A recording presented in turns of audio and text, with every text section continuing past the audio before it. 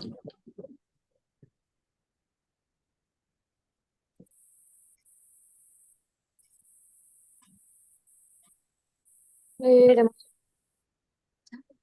bosan. Izin Pak, saya off cam ya Pak, masih di jalan Pak. Oke, Gini lah, dia bakal ngomong apa nggak udah dia tuh. Bicara belajar kayak gini. Dia ngomong apa tuh? Pembelajaran. Nanti dia ngomong, soalnya mesti ngumpulin orang.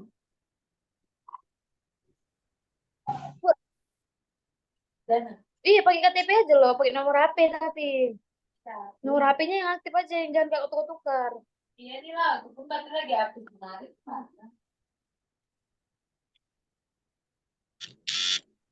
Pokoknya on time kalau jam 7 jalanan. Kan salah nih. Baru tonton. Ntar aku tak bakso dulu ya kak. Mana? Kakak mau bakso nggak?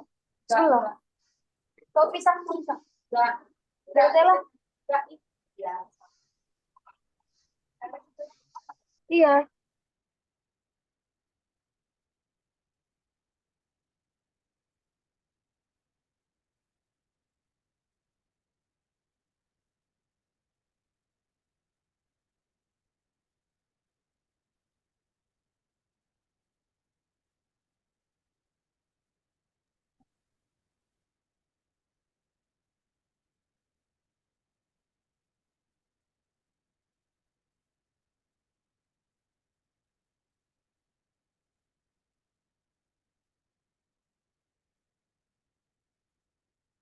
baik, kita mulaikan. Sudah 14 peserta yang hadir pada malam hari ini. Nanti tinggal berjalan saja bagi rekan-rekannya yang bisa masuk. Silakan. Bagi yang nantinya tidak bisa masuk di eh,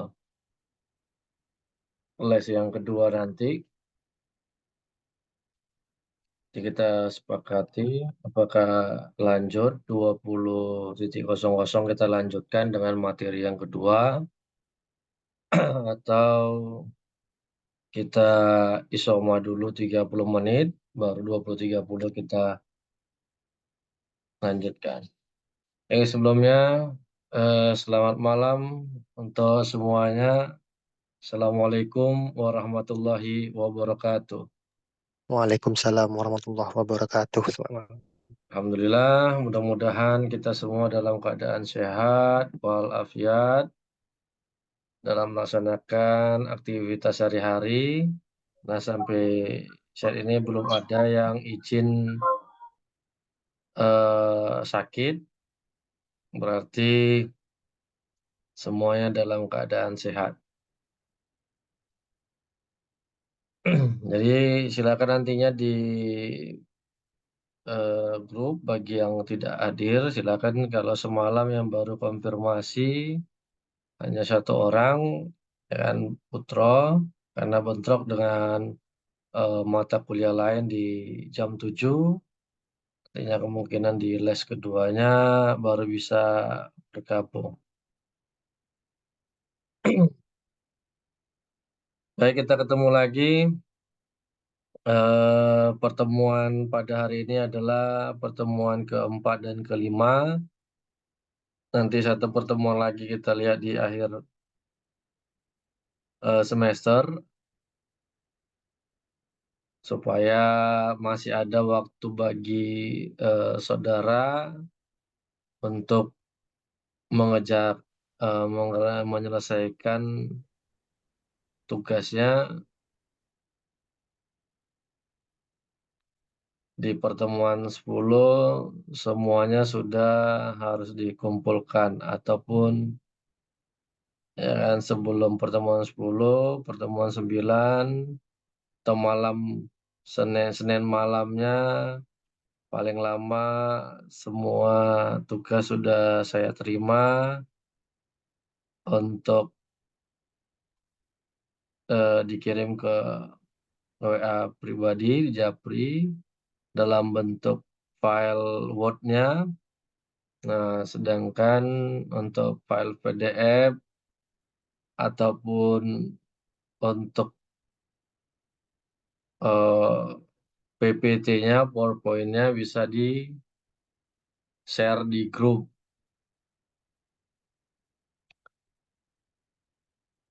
Baik, jadi kita sepakati dulu untuk nantinya les yang kedua, apakah kita lanjut 20.00 atau 20.30. Pulang jalan. Tunggu ya, aku cek dulu pesanan sampai mana. Bagaimana? Silakan, Izin, saya bisa kasih pendapat. izin kasih saran Pak.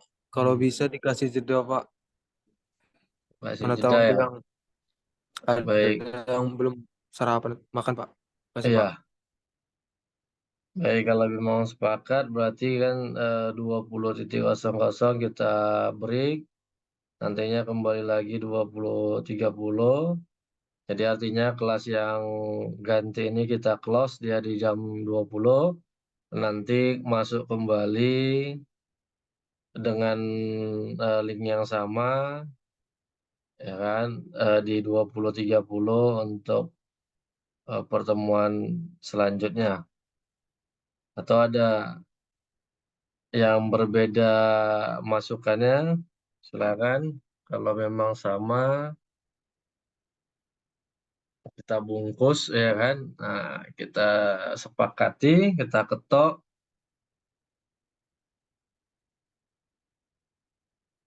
Berarti sama ini ya, nggak ada yang berbeda. Nah, jadi untuk asumsinya nanti di pertemuan yang ini akan di absen supaya ya, tapi jangan nantinya di pertemuan yang 20.30 malah tidak ada yang hadir sama sekali kan gitu.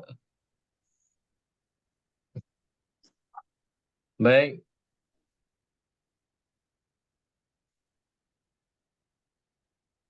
jadi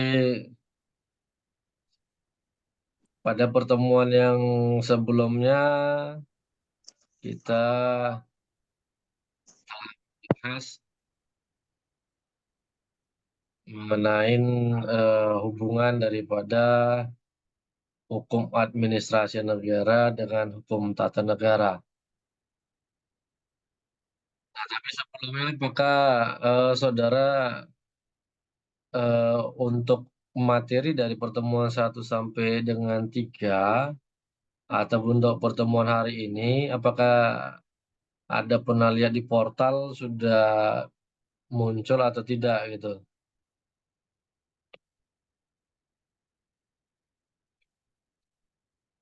Kalau tidak ada muncul di portal untuk bahan perkuliahannya,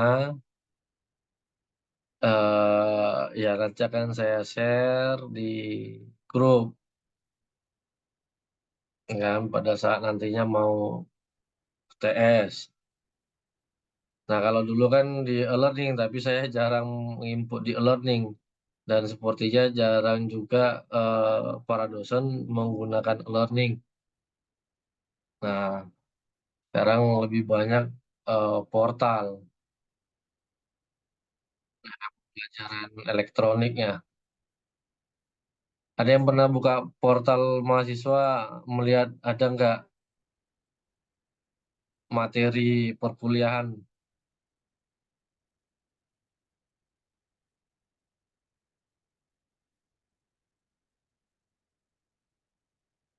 atau sama sekali nggak ada yang pernah buka portalnya ini sampai tidak ada yang menjawab.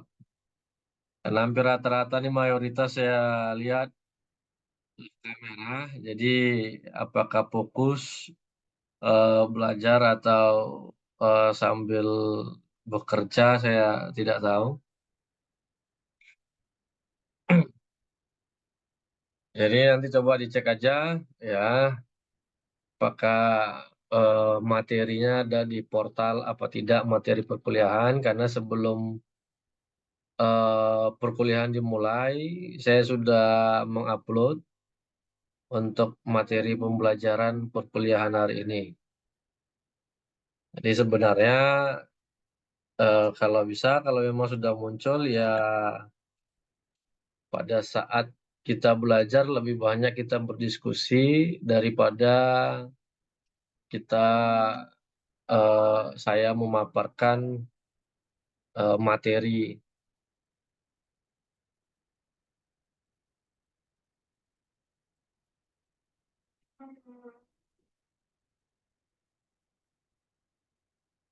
Baik, pada pertemuan hari ini, pada pertemuan keempat kita akan membahas mengenai sumber-sumber dan nantinya ada subjek hukum administrasi negara. Nah, seperti yang kita ketahui pada pertemuan yang lalu mengenai kedudukan dan hukum di dalam tata negara, bahwa HAN ini merupakan hukum spesialisasi daripada HTN. Ibaratkan sebuah hukum dagang dengan hukum perdata. Hukum dagang merupakan spesialisasi dari perikatan yang terdapat di dalam hukum perdata. Nah, walaupun sama-sama memiliki kodifikasi hukum sendiri, seperti hukum dagang ada kitab Undang-Undang Hukum Dagang, dan hukum perdata juga ada kitab Undang-Undang Hukum Perdata. Nah, akan tetapi rujukan daripada hukum dagang ini eh, diambil khususnya mengenai perikatan dari hukum perdata. Nah, demikian juga hukum administrasi negara, dia membahas spesialisasi dari aktivitas ya kan yang dilakukan oleh pejabat tata negara atau usaha negara tepatnya ataupun administrasi negara di dalam lembaga-lembaga tata negara ataupun alat-alat kelengkapan negara. Nah, dalam mempelajari ataupun mengkaji daripada spesialisasi hukumnya, maka segala sesuatu hukum itu harus berdasarkan kepada sumber, berdasarkan kepada hukum dasarnya.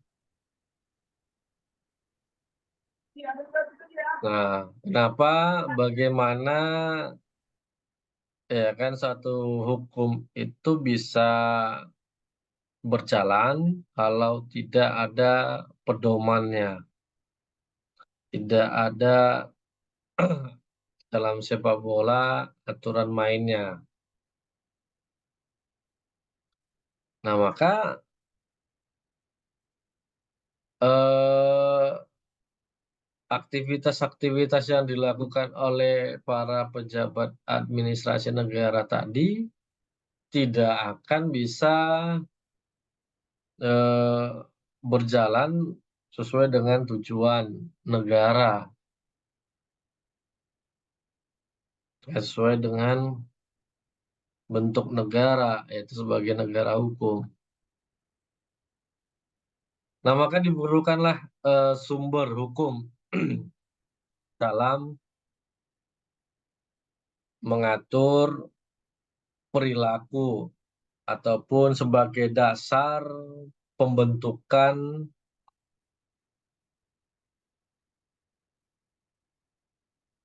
hukum administrasi negara.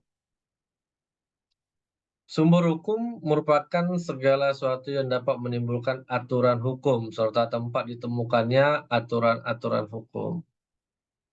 Nah, dimasukkan dengan sumber hukum adalah segala sesuatu yang dapat menimbulkan aturan hukum, nah, serta diketemukannya hukum. Ya, menurut Bagirmanan, Sumber hukum mengidentifikasi sumber hukum harus kehati-hatian sebab dalam sumber hukum akan memberikan petunjuk tentang bagaimana dan di mana hukum itu berada. Olehnya diperlukan kehati-hatian di dalam istilah sumber hukum. Sebab sumber hukum mengandung berbagai pengertian hukum dapat menimbulkan kekeliruan bahkan menyesatkan. Nah, maksud daripada penafsiran ini adalah nah, yang pertama sumber hukum merupakan segala sesuatu yang menimbulkan aturan hukum tadi. Artinya sumber daripada segala sumber.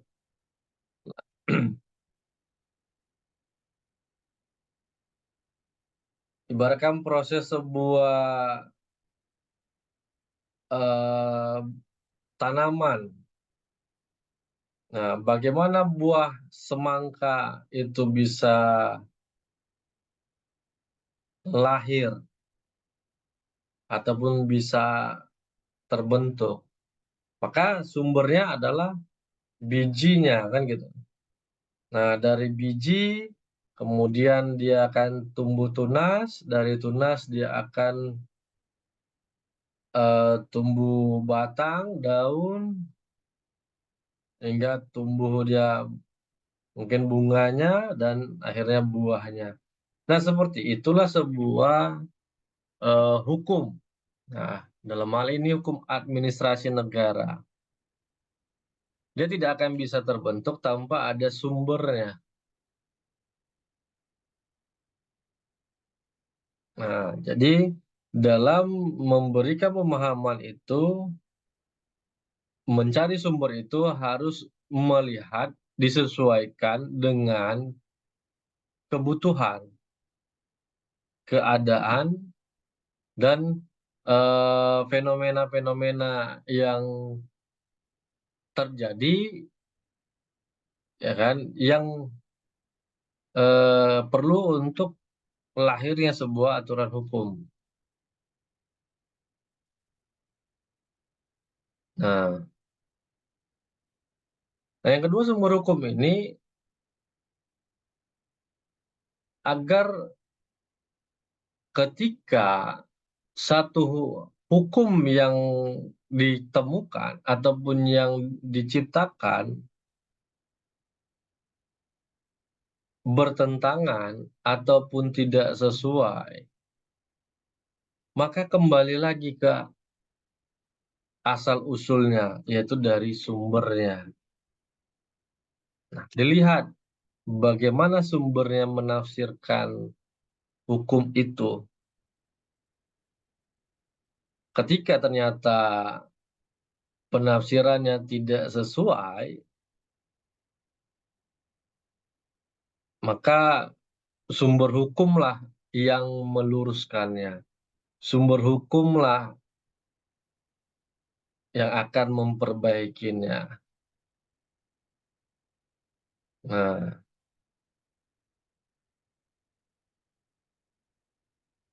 dan kalau di Indonesia,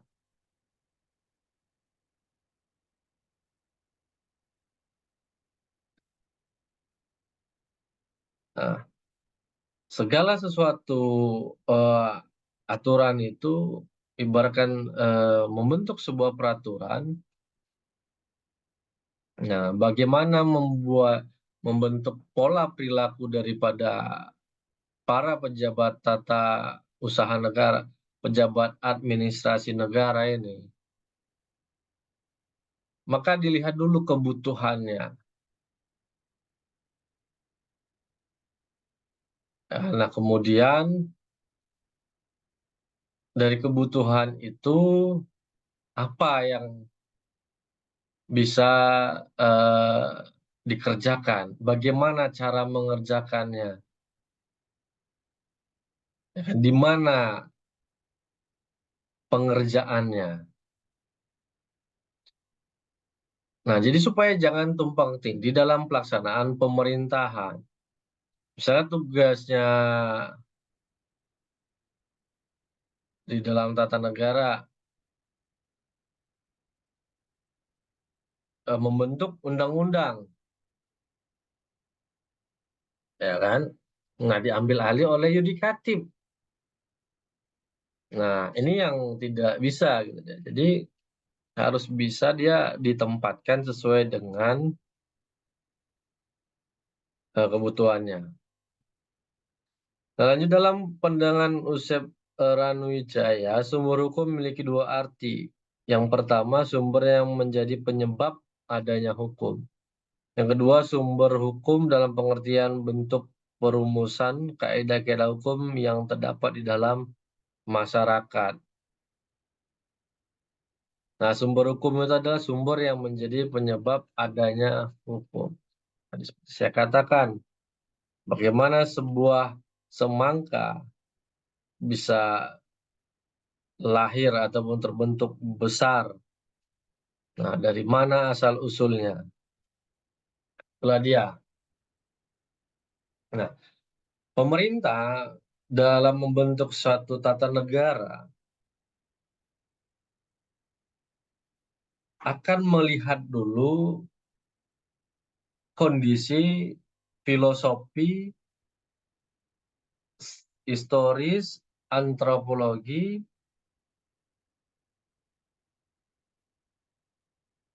dan filosofi daripada masyarakatnya. Jangan sampai ternyata eh, lembaga-lembaga negara yang dibentuk ini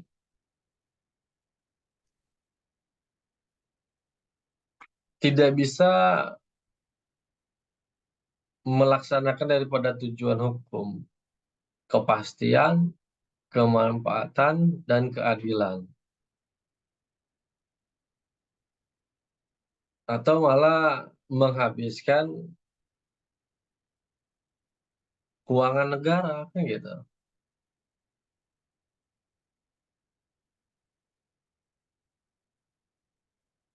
Nah, yang kemudian Usep mengatakan bahwa sumber hukum itu merupakan perumusan kaidah-kaidah yang terdapat dalam masyarakat. Nah, seperti tadi yang saya katakan,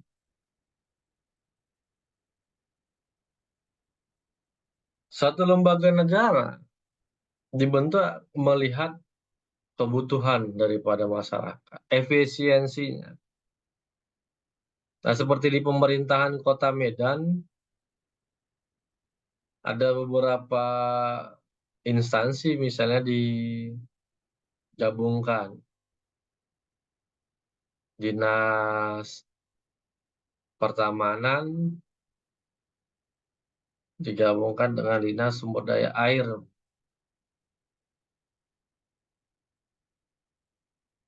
Kan gitu.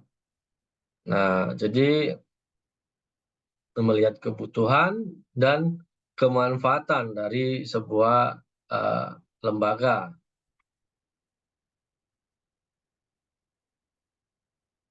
Nah, seperti pada masa era pemerintahan Pak Jokowi yang kedua ini, kalau dulu Kementerian Ristek Dikti dengan Kementerian Pendidikan dan Kebudayaan itu terpisah. Nah, namun periode kedua pemerintah menggabungkannya, ya kan, Kemendikbud Ristek namanya kan gitu, Ristek Dikti. Jadi digabungkan menjadi satu kementerian. Nah, kenapa melihat kaedah-kaedah yang terdapat di dalam masyarakat, ya kan? Ya, tujuannya sama gitu ya, untuk menyelenggarakan pendidikan. Kenapa harus eh, dipisahkan dia, limbang sejalan, ya kan? Dan untuk misalnya mengurangi, meminimalisir adanya tindak eh, pidana tertentu kan gitu. Nah, kemudian menurut pasal 1 TAP MPR nomor 3/2000 dulu. Sumber hukum adalah sumber yang dijadikan bahan untuk penyusunan peraturan perundang-undangan. Sumber hukum terdiri atas hukum tertulis dan hukum tidak tertulis. Sumber hukum dasar nasional adalah Pancasila dan batang tubuh undang-undang.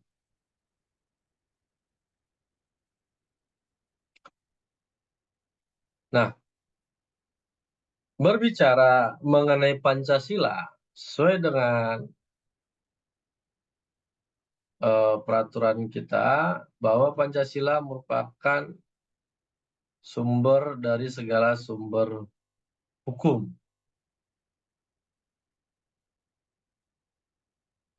Nah, kita bisa melihat tadi katanya bahwa sumber hukum itu merupakan bahan untuk menyusun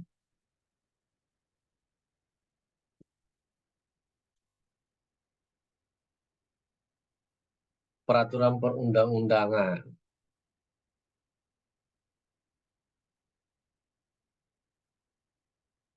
Nah, sumber hukum kita adalah Pancasila.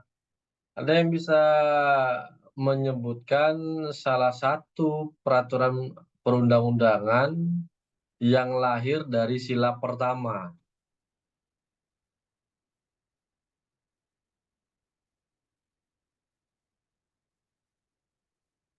Ayo, ada nggak yang bisa menyebutkan contoh peraturan perundang-undangan yang lahir dari ataupun implementasi, bukan yang lahir lah, implementasi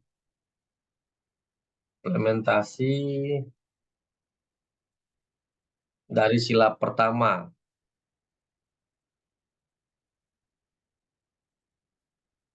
Silakan, jangan off semua kamera ya Izin kan. Pak, halo Nah, Pak. silakan Bang Rodi. Bentar Pak. Yaitu Undang-Undang Pasal 22, setiap orang bebas memeluk agamanya masing-masing dan beribadah menurut agamanya dan kepercayaannya. Itu sesuai dengan sila pertama Pak. Ketuhanan Ketuhanan Yang Maha Esa Pak. Ya, itu kan di dalam Undang-Undang Dasar. Nah, artinya produk hukum yang lain, apakah undang-undang atau peraturan lainnya. Nah, di dalam Undang-Undang Dasar semuanya implementasi Pancasila itu ada kan gitu. Itu hukum dasar kita. Dari hukum dasar itu lahir dia undang-undang gitu. Lahir eh, Perpu, lahir PP, lahir Perda, lahir dan Perpres atau dan sebagainya, Permen. Nah, itu yang saya maksudkan gitu ya.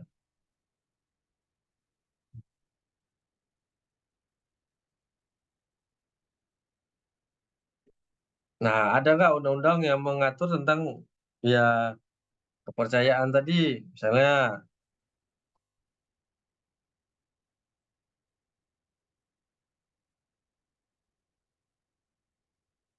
ya implementasi dia kepada ketuhanan yang Maha Esa.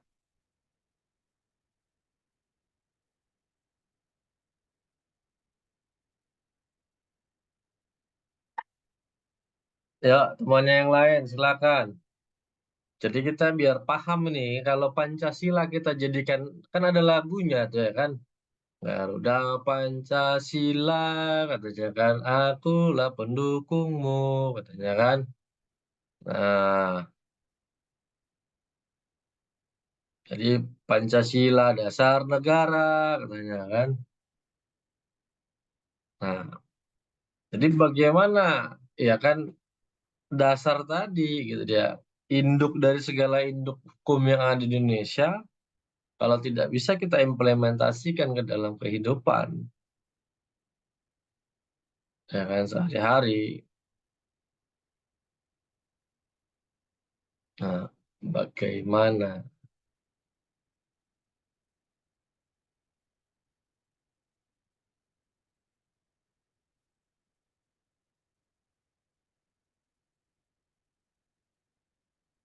Ada yang bisa ketuhanan yang Maha Esa. Artinya bahwa, ya seperti tadi kata teman kita, setiap orang berhak memeluk agama dari kepercayaannya itu. Nah, implementasinya di dalam produk hukum apa gitu ya, undang-undang apa misalnya. Izin Pak, dalam Undang-Undang HAM Pak, pasal 22. Undang-undang HAM. Baik, ada yang lain? Undang-undang HAM berarti di dalam apa isinya? Di pasal Kesetaraan. 22 yang berbunyi, setiap orang bebas memeluk agamanya masing-masing dan beribadat menurut agama dan kepercayaannya itu. Dan ayat 2-nya, negara menjamin kemerdekaan setiap orang memeluk agamanya masing-masing dan untuk beribadat menurut agama dan kepercayaannya itu. Oke, baik. Nah, jadi bisa ya kan undang-undang HAM dan mana kita eh, melakukan aktivitas kita, melakukan hubungan antara individu dengan individu harus berpedoman kepada asas ketuhanan yang Maha Esa. Nah, itu makna daripada ketuhanan yang Maha Esa ini. Jadi segala sesuatu, misalnya aktivitas kita, hubungan hukum kita antar sesama individu tetap berpedoman kepada norma-norma agama. Tadi ada salah satunya di Undang-Undang HAM. Nah, kemudian ada Undang-Undang Nomor 1 Tahun 74 tentang perkawinan.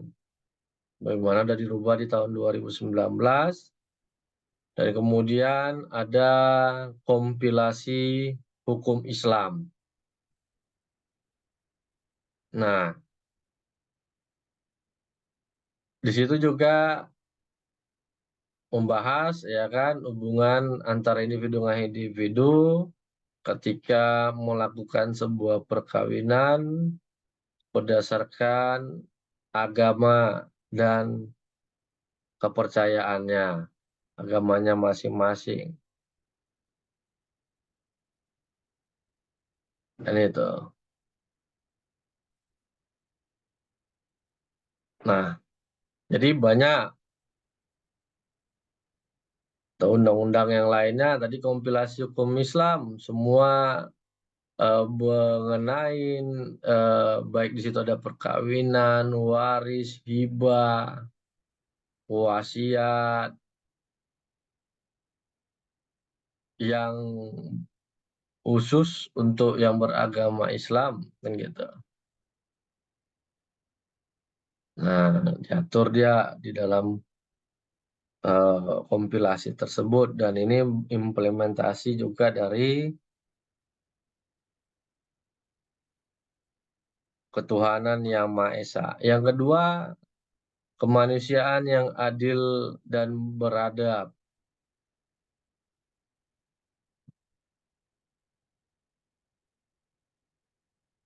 Nah, bisa implementasinya juga kepada Undang-Undang Hak Asasi Manusia 29, ya kan? Karena di situ mengatur mengenai hak untuk hidup, hak untuk sama kesetaraan, hak untuk mendapat keamanan, gitu. Keadilan, kemanusiaan yang adil dan beradab. Nah, artinya Maknanya adalah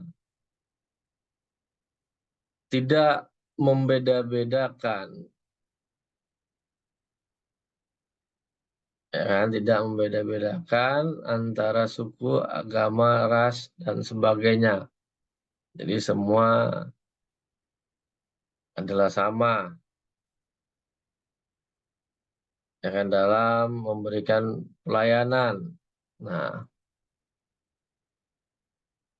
ada undang-undang informasi publik.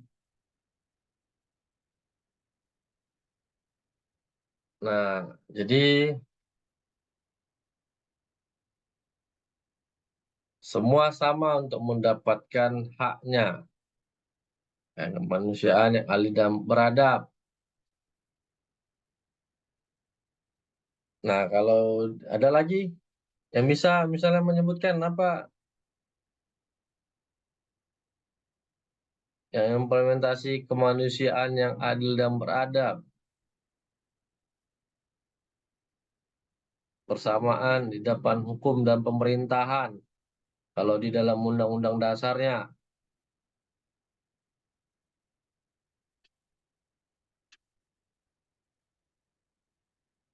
ya, selain Bang Dodi, Pak Valentin, siapa lagi yang bisa ngasih pendapatnya? Di sini nggak ada yang salah.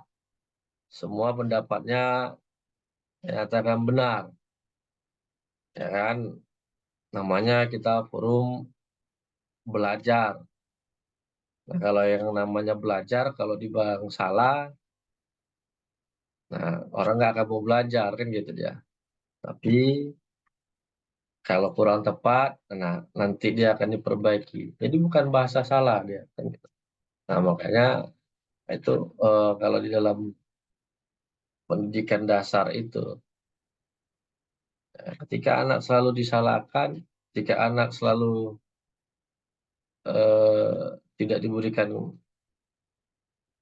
kesempatan untuk diajarkan bagaimana menemukan solusinya, ya begitu dia akan takut untuk memberikan pendapatnya.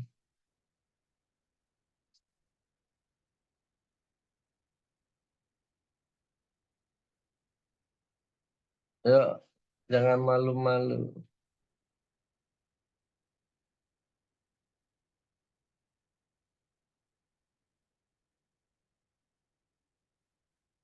Atau nih semuanya lagi pada tidur nih. Atau eh, karena close semuanya kameranya. Hanya Bang Dodio nih, ada nih Kezia Novrianti. Mana Novrianti, Kezia? Siapa? Ya, apa pendapatnya? Silakan. Satu contoh undang-undang yang implementasi daripada kemanusiaan yang adil dan beradab.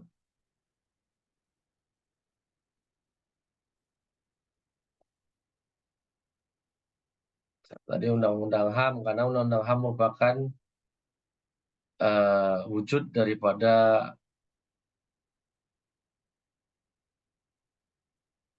eh, pengakuan daripada eh, kesetaraan, gitu, persamaan di depan hukum. Ada lagi contoh, Keza?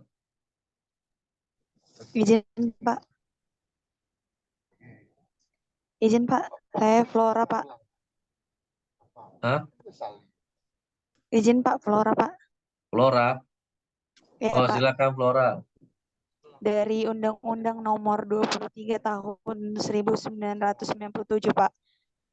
Itu pasal 5 ayat 1 yang mengemukakan bahwa setiap orang mempunyai hak yang sama atas lingkungan hidup yang baik dan sehat. Dan 7 tentang apa itu? Undang-undang apa? Gimana Pak? Undang-undang apa itu?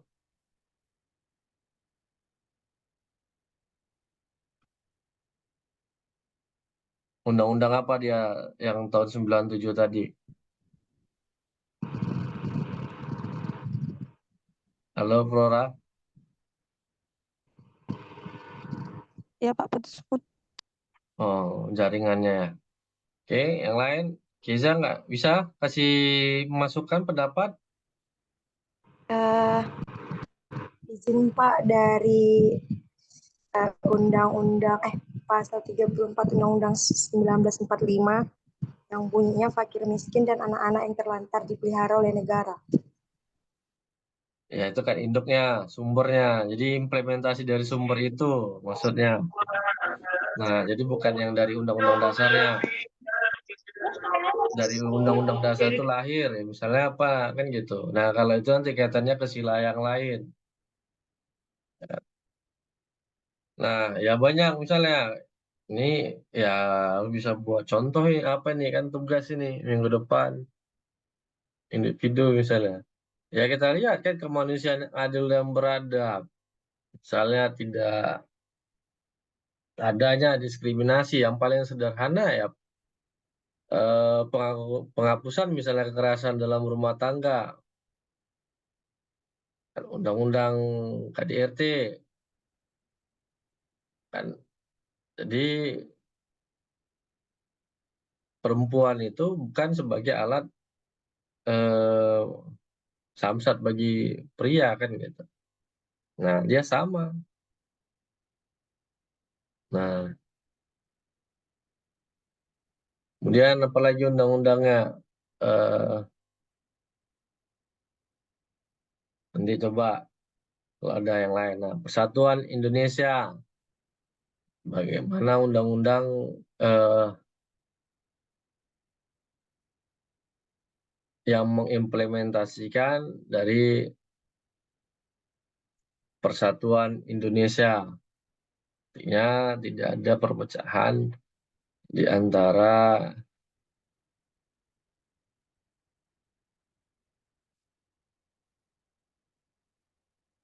masyarakat Indonesia.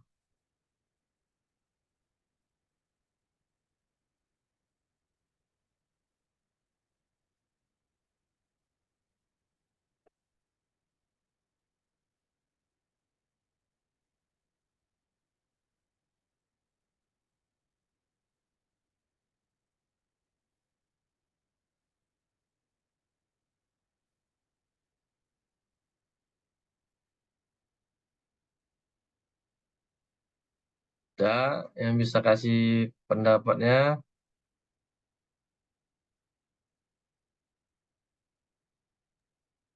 Izin Pak, Hmm, silakan. Undang- Undang-Undang Nomor 17 Tahun 2013 tentang Organisasi Kemasyarakatan. Ya, bisa di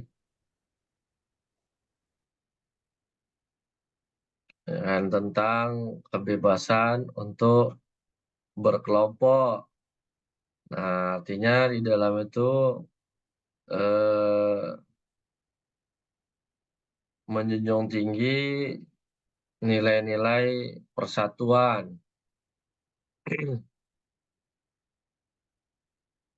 ya kan? Nah, ada yang lain? Izin Pak, Nah, silakan. Undang-Undang Nomor 3 Tahun 2002 Pak tentang bela negara. Ya, bisa. Nah, walaupun memang dalam pelaksanaannya sampai saat ini, ya kan, undang-undang tersebut belum berlaku universal kalau secara saya pribadi. Kenapa? Belum ada satu lembaganya yang khusus eh, mengadakan kan gitu. Bagaimana mekanisme bela negara. Itu tujuannya bagus sebenarnya kan. Nah, tapi masih ditakutkan oleh oleh ya masyarakat kita. Karena dulu waktu saya masih ingat, waktu masih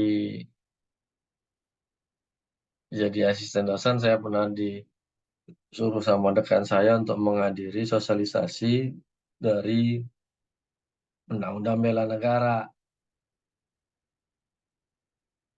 Ya kan? Nah, karena di situ ada kewajiban dia. Setiap warga negara wajib ikut dalam pendidikannya. Dan digaji. Nah, tapi ya tadi anggarannya belum ada, makanya belum terlaksana dia secara efektif. Janji masih yang diberlakukan di ASN. Setiap ASN itu sudah ada bela negaranya. Nah, ini Persatuan Indonesia juga bisa kita lihat ya di dalam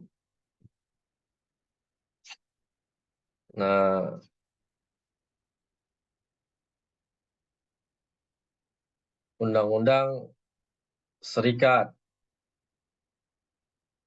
ya kan? Nah, kemudian sila keempat, kerakyatan yang dipimpin oleh hikmat kebijaksanaan dalam permusyawaratan perwakilan. Wujudnya yang paling sederhana adalah undang-undang pemilu. Kan lahir daripada sila keempat, Pancasila. Nah, kemudian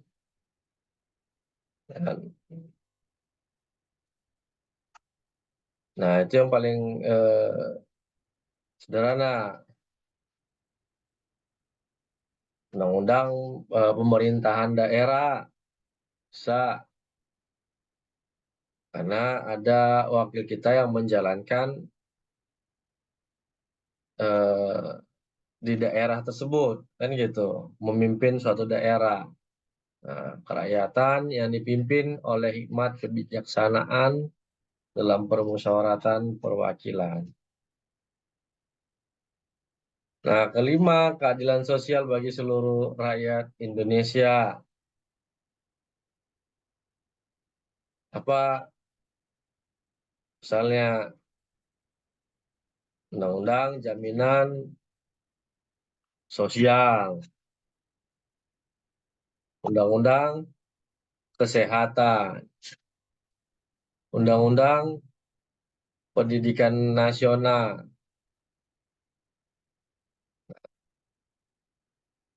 Itu termasuk sila ke-5 Pancasila, keadilan sosial bagi seluruh rakyat Indonesia, undang-undang ketenagakerjaan.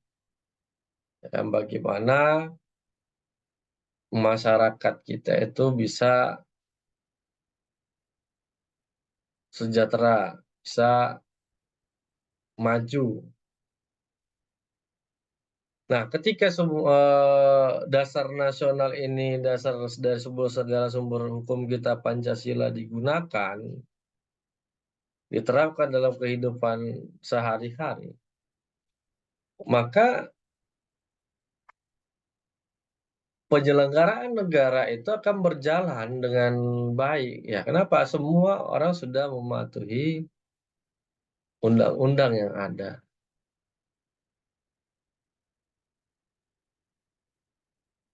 Jadi bisa minim pelanggaran atau kejahatan misalnya kan. Kenapa ketika mau melakukan satu kesalahan berpikir kembali gitu dia. Baik, jadi sumber hukum itu tadi ya kan sumber dari segala sumber, ya kan. Nah, dasar pembentukannya hukum. Nah, kalau kita adalah Pancasila dan batang tubuh Undang-Undang Dasar. Nah, maka dalam sumber hukum administrasi nasional di Indonesia dibagi kepada ke dalam dua, yaitu sumber hukum material dan sumber hukum formil. Sumber hukum material tempat dari mana materi hukum administrasi negara itu berasal. Sumber hukum material merupakan faktor yang membantu dan mempengaruhi pembentukan isi hukum. Sedangkan sumber hukum formil yaitu sumber hukum yang berasal dari aturan-aturan hukum yang sudah mempunyai bentuk sebagai pernyataan berlakunya hukum. Sumber hukum administrasi negara formal. Nah, apa itu sumber hukum material? Ya kan, dari mana hukum administrasi itu berasal? Apa faktor-faktor yang mempengaruhi lahirnya hukum administrasi itu? Nah, kalau tadi saudara mencerna yang saya sampaikan di awal tadi, mungkin bisa menjawab ya.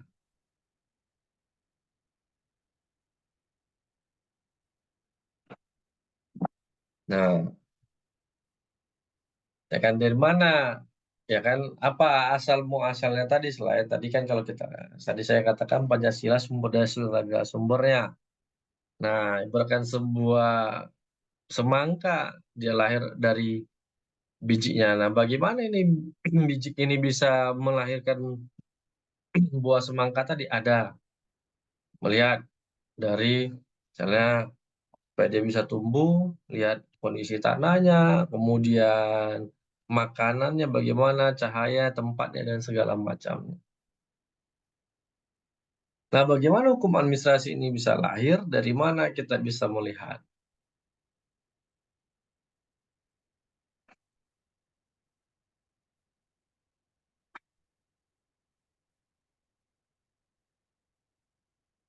Nah, ini kalau muncul di layar saudara, dan tadi saya sudah sampaikan. Nah, kalau yang tadi eh,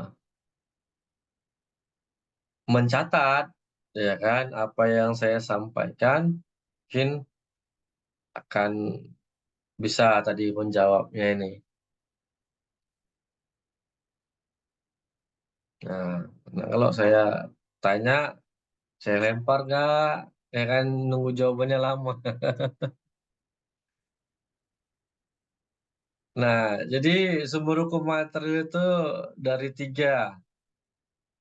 Kita lihat, kan tadi saya bilang bahwa dalam menentukan suatu hukum baru itu atau membuat suatu hukum misalnya administrasi negara, maka harus melihat dulu bagaimana, ya kan, historisnya, sosiologisnya, tadi antropologis, filosofisnya.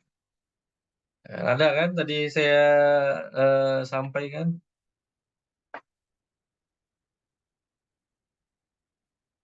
Nah, ini. Jadi ya sedikit memberikan motivasi kepada saudara. Ya, bagaimana kita bisa ingat kalau kata guru ataupun dosen saya itu, ya, kan ada pepatahnya, ingat kaji karena diulang. Nah, bagaimana ingat kaji karena diulang? Kalau kita hafal mungkin akan lupa, tetapi ketika kita tulis, maka kita akan ingat. Nah, jadi saya waktu kuliah disampaikan sama dosen saya, dan beliau yang menjadikan saya menjadi seorang dosen. Saya belajar dari beliau. Nah, beliau sudah tiada, ya kan? Apa yang disampaikan oleh dosen itulah ilmunya, bukan kepada ilmu buku tadi gitu ya. Jadi ketika dosen menerangkan, ya silakan dicatat gitu. Catatan itu nanti akan bermanfaat pada suatu saat. Nah, saya sampai sekarang masih saya simpan catatan-catatan saya selama kuliah. dengan dari S1 sampai dengan S2. Nah, itu dia. Jadi, supaya kita bisa menangkap apa yang disampaikan oleh dosen. Nah, sumber hukum historis yaitu sejarah hukum. Memberikan pengaruh atas penentuan materi aturan hukum tata kelola pemerintahan. Dalam konteksan sumber hukum historis yang paling relevan ialah undang-undang dan sistem hukum tertulis di masa lampau. Sebab keduanya yang pernah berlaku di masa lampau.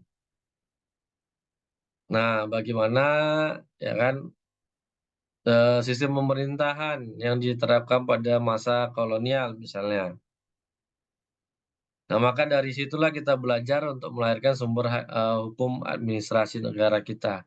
Dari hukum sejarah, historis, sumber hukum historis akan melihat dulu sistem pemerintahannya, ya misalnya otoriter, kan gitu, terpimpin, sistemnya monarki. Nah, nggak cocok dengan kondisi kita menjadi eh, hierarki, menjadi demokrasi, menjadi presidensil. Nah, seperti itu. Jadi dari historis akan bisa menciptakan sebuah hukum administrasi negara. Nah, belajar daripada masa lalu, maka bagaimana memberikan kesejahteraan bagi masyarakat, dibuatlah tata hukum yang memudahkan masyarakat untuk memperoleh hak dan kewajibannya, hak-haknya paling utama yang diberikan oleh negara, kan seperti itu.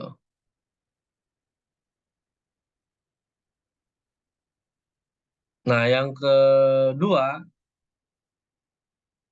nanti akan kita lanjutkan setelah kita istirahat 30 menit, nanti kita masuk kembali pukul 20.30. Dan apabila nanti ada pertanyaan, kita akan bahas di pertemuan yang kedua. Baik, demikian. Jadi setelah masuk yang kedua nantinya baru saya mulai absensinya. Nah, semoga 26 mahasiswa ini tetap bisa bergabung untuk 30 menit. 20.30 kita mulaikan.